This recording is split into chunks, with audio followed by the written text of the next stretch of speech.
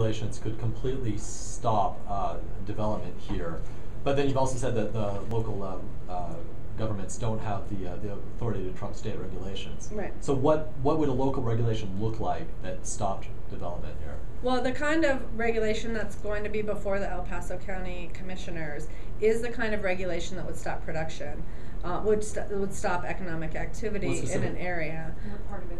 What part of it? It's completely redundant to existing oil and gas regulations, and I have a long list in here. But essentially everything from how oil and gas activity is defined, the ability to refute a permit that is already permitted by the state, land use requirements, water requirements, wildlife requirements are all very redundant and would be extremely discouraging to exploration activity in this county.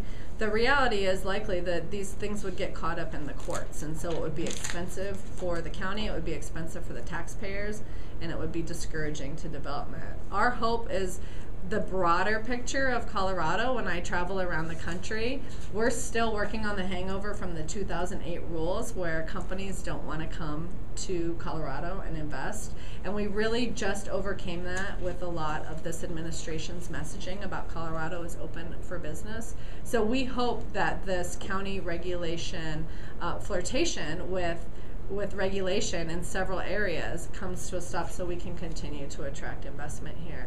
It is a very clear reality that the national companies sit in their rooms at the end of 1 year and decide where will we allocate capital for the next year. And for Colorado to be a place of investment, we need to make sure that we have a reasonable balance between the toughest rules in the nation and not having redundant county regulation. Tisha, isn't it true though? I mean,